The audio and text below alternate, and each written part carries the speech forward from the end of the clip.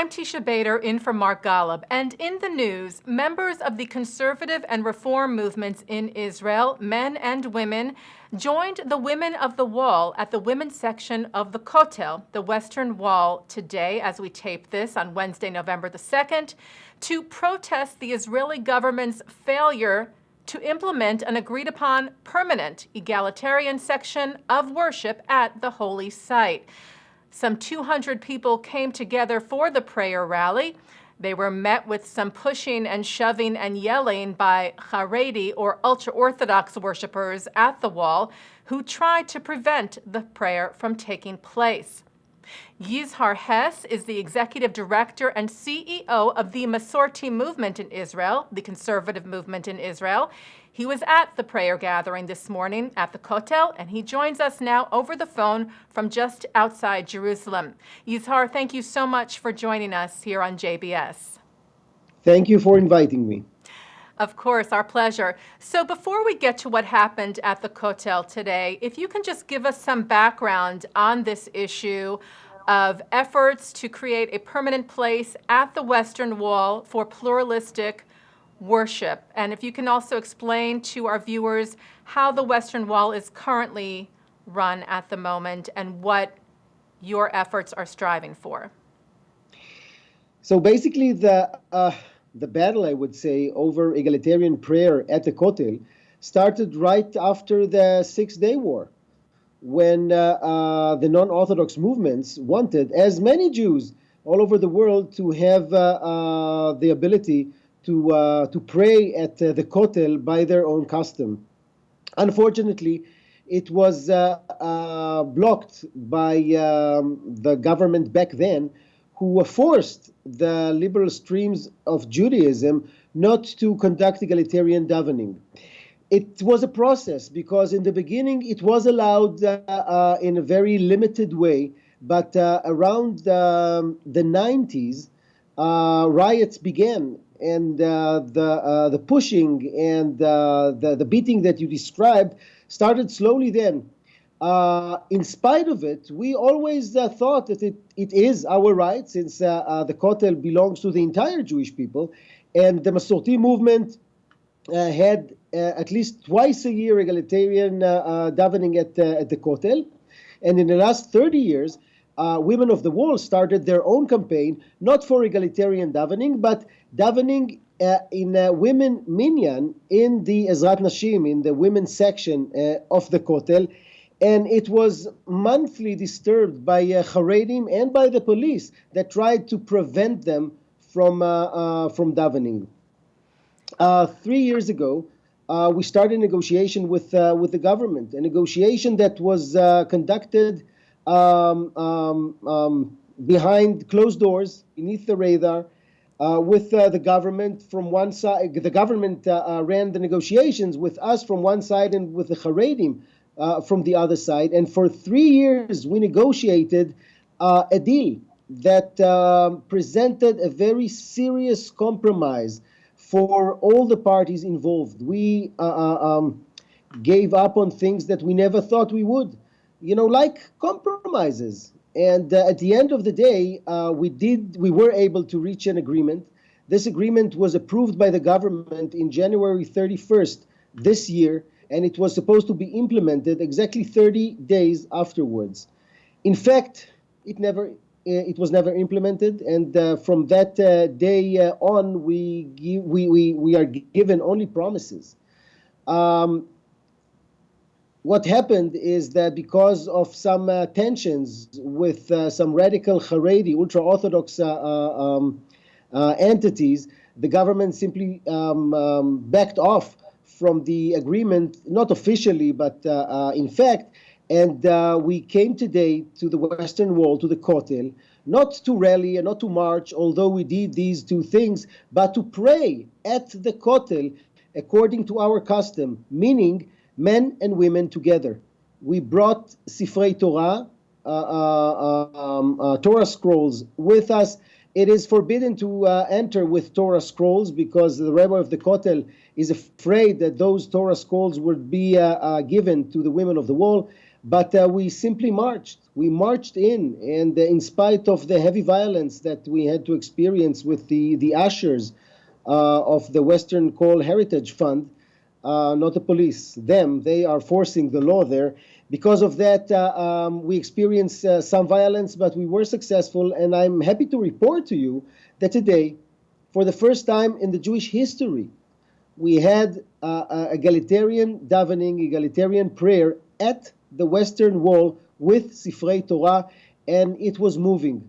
It was worth the fact that I was thrown to the ground. It was worth the insults and the spitting in face that we all got.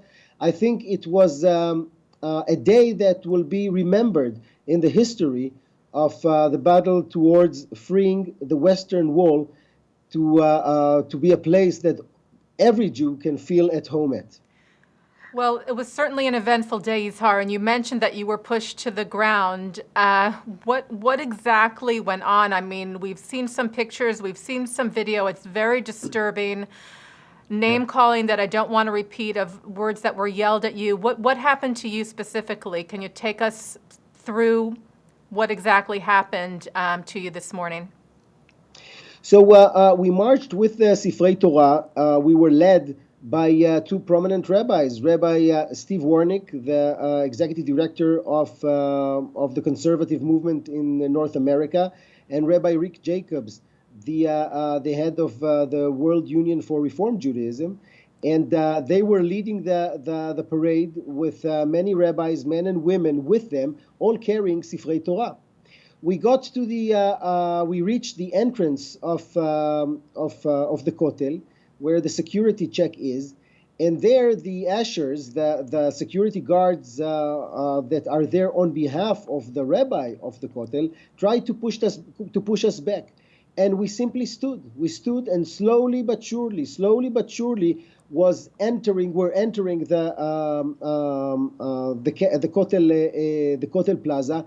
They were about 20 or 30 there. They tried to prevent us from getting in, but we simply marched. People cried, people yelled, but we felt it's history, and this is something that you should do. Sometimes, I wouldn't say that it was civil disobedience, but sometimes you simply need to do what needs to be done. There is no law that prevents it. There are only the regulations of the rabbi of the Kotel that with a responsibility that he took to himself, he decided that the Kotel should be run by an Orthodox minhag, by an Orthodox custom, although it's not in any legal terms. But we came there, with our Sifrei Torah, and we davened. But I wouldn't say it was a joyful day. It wasn't a joyful day, although we had a success. And I'm saying it because we agreed to the compromise because we felt it's time to have peace in Jerusalem. It's time to bring Jerusalem and the Western Wall back to the consensus. And we think that even today, if the government is serious with the compromise that we all reached, we will be willing to go back to that solution. And the solution is to have another section of the Kotel to be allocated, to be designated to pluralistic prayers with a pluralistic custom of the place there. It's the extension of the known Western Wall, a place that we do use today, but it doesn't have the same stature. It's not run in the same way. It's the services that we are able to give there are very limited. But still, it's a place that we are still willing to get if it's equal to the known Kotel, to the known Western Wall. But if it doesn't work, meaning if the government is not implementing the compromise, we are going back to square one. And square one is demanding our right to have a third section in the Kotel, in the known Kotel, in the Kotel itself, I would say, in the known Kotel, a third section for egalitarian davening. I think that the Haredim have way more to lose from that than to agree to the compromise. Okay, now I want to specifically talk about the compromise and talk about Robinson's Arch in a moment, but just going back to what happened today, as I mentioned, it's hard to see some of the pictures from the rally because at the end of the day, these are Israeli citizens. These are Jews. We like to think idealistically that we're brothers and sisters, that we respect each other, that we're tolerant. And here you were in a situation where there was conflict and there was clashing with fellow Jews. Did that have an impact on you personally? Was that difficult, or how do you sort of reconcile that for yourself? I would imagine it's a challenge. It is a challenge. It is sad. But I want to tell you that sometimes when you are engaged in civil change, in changing society, when you are working for civil rights, sometimes even the hostile experiences that you are facing even more engage you with the importance of the cause. So yet, yes, it wasn't easy. Yes, my body is hurting. Being is not beaten is not easy. But I think everyone that were there, the hundreds that were there, are even more engaged with the importance of the task that we have. We are not working only or not fighting only for freedom of religion in Israel, for the fact that Israel should enjoy freedom of religion for Jews in Israel, but also for Israel's democracy. Democracy, one of its principles is to allow freedom of religion. One of its principles is to have freedom of expression, religiously or other.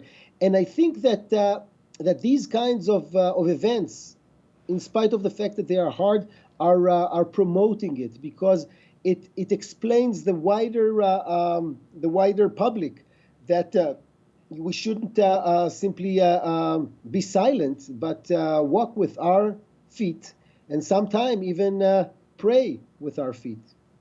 Now, Israeli Prime Minister Benjamin Netanyahu seemed to criticize the rally today.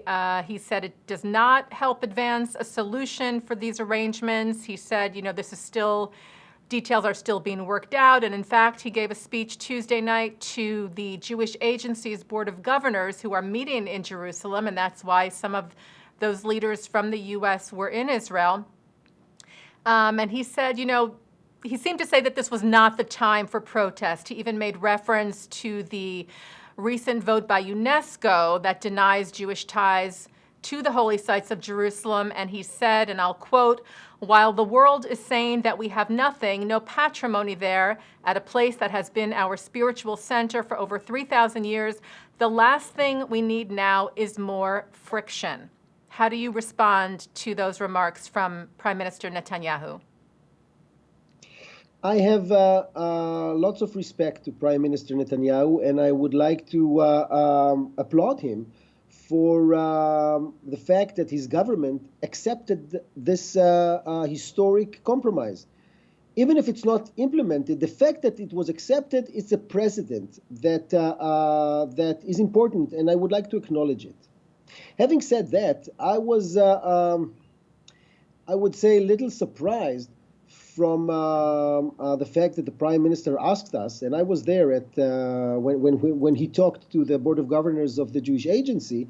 I was a little surprised from the fact that he really asked us to be quiet, not to make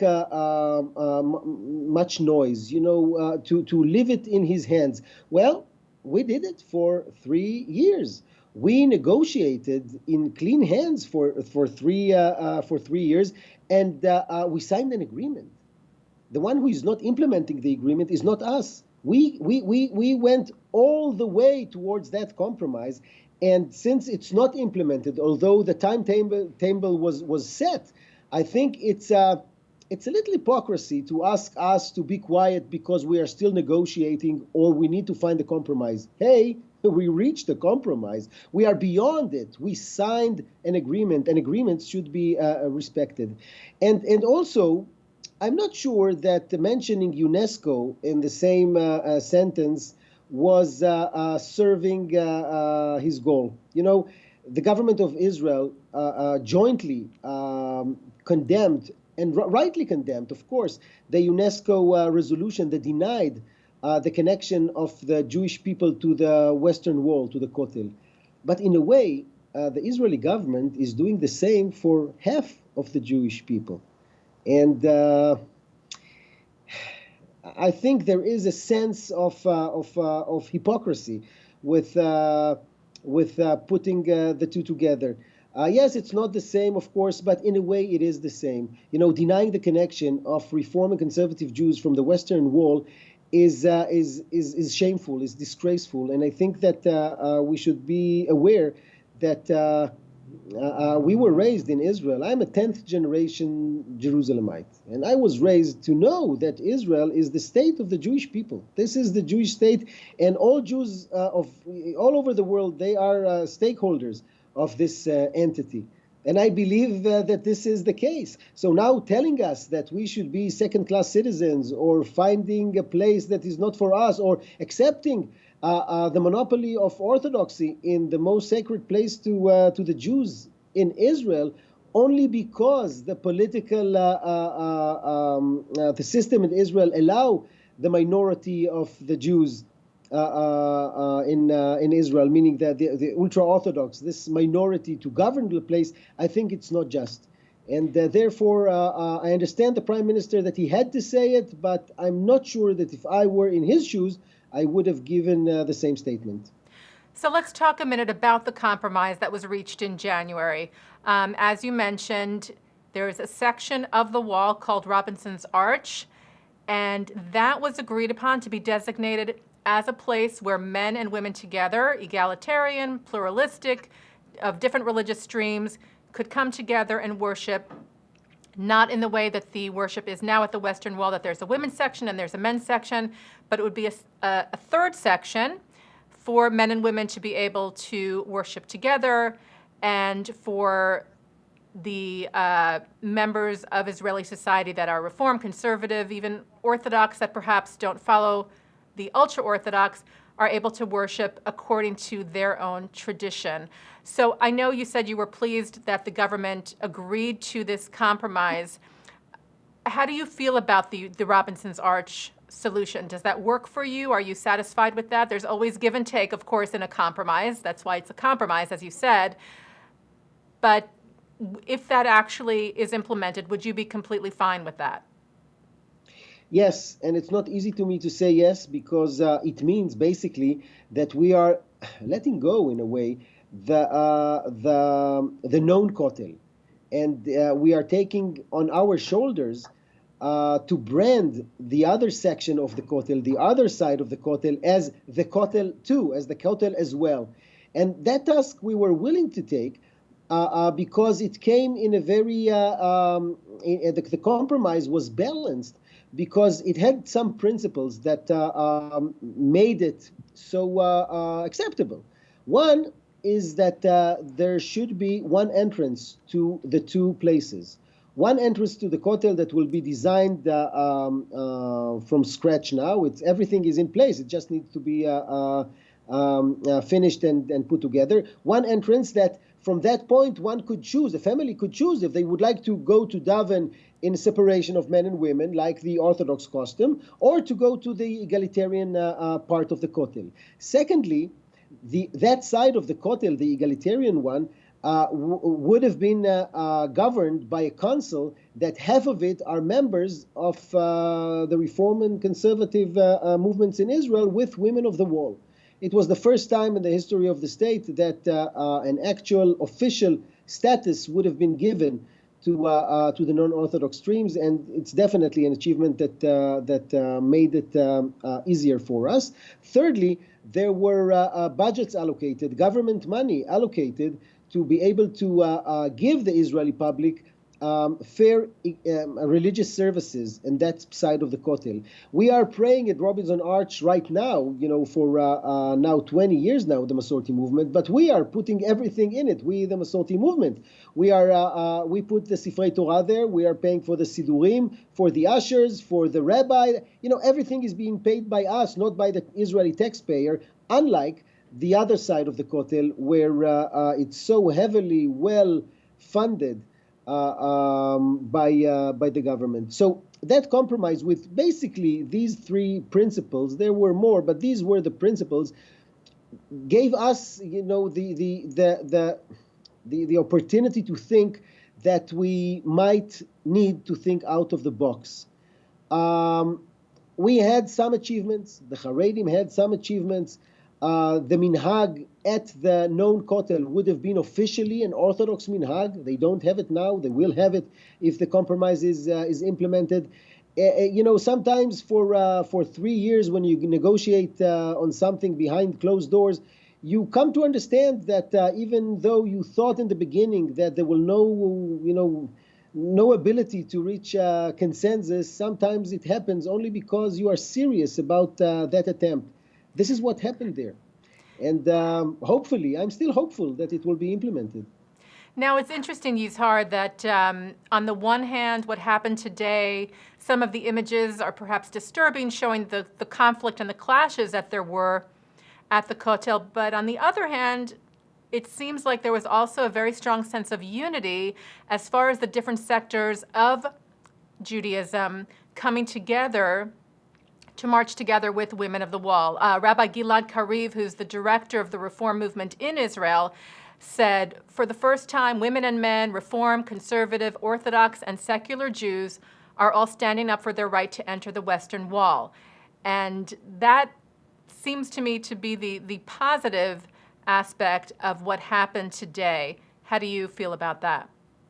This is definitely true. Polls that were done brought the very simple fact that the majority of Israelis do support the Kotel compromise. The majority of Israelis are for religious pluralism in general. And we are, in a way, captured by the Haredi parties due to our political system. I think that the Kotel can be a place of unity, because if there are choices there, there are more Jews that can be connected to Jerusalem and to the Kotel. And it's, in a nutshell, the story of Israel. We need to make sure that there are choices not only in the Western Wall, but in other arenas of Judaism in Israel. For 67 years, we are experiencing monopoly of one sector of Judaism, and it does not bring more people to celebrate their Judaism, but in the contrary.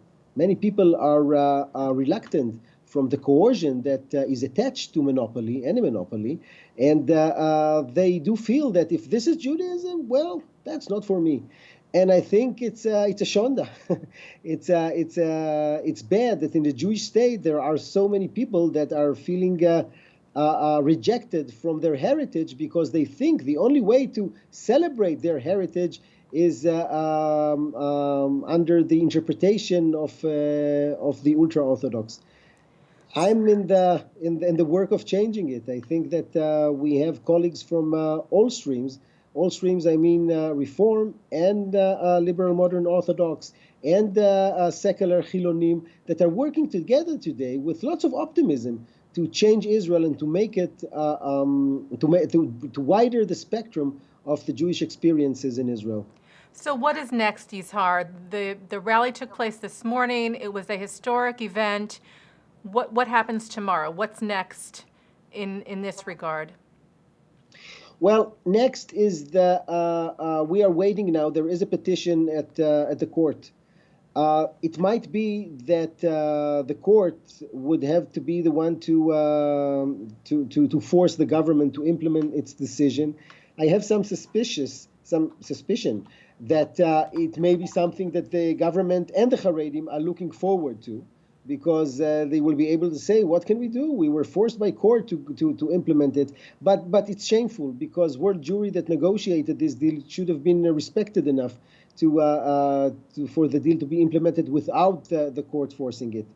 So the next step, we are waiting in a couple of weeks for the government to give their documents to court. And I think that this time the court will not wait long before they will rule. This is one thing. Secondly, later this month, we have the GA in North America, the General Assembly of the Jewish Federations. And it's going to be in the second week of November in Washington, D.C. And the Prime Minister will be addressing the crowd. I think he won't be there. He will address it via the video, but in a live chat.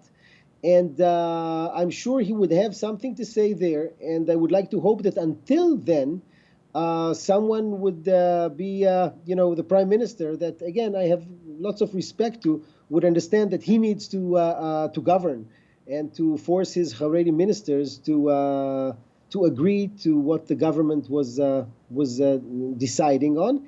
And when we'll get to the GA in 2 weeks, that it will be behind us. So as you can see, I'm really optimistic. Well, I appreciate your optimism, Yizhar, and I appreciate you taking the time to speak with us here on JBS, and I hope that you'll keep us posted on this issue and other issues that you are dealing with on a daily basis. Thank you so much. It was a pleasure being with you, and let's hope that next time that we'll talk, we'll be able to talk from the egalitarian part of the Kotel itself. Yizhar Hess, thank you so much. Toda rabba. Toda rabba, Laila tov. And that was Yizhar Hess, who is the Executive Director and CEO of the Masorti movement, which is the conservative movement in Israel. Thank you to him very much. And as always, thank you to our director, Sloan Copeland, production coordinator, Serge Goldberg, JBS's Associate Director, Dara Golub, and editors, Dennis Golan and Jonathan McDevitt.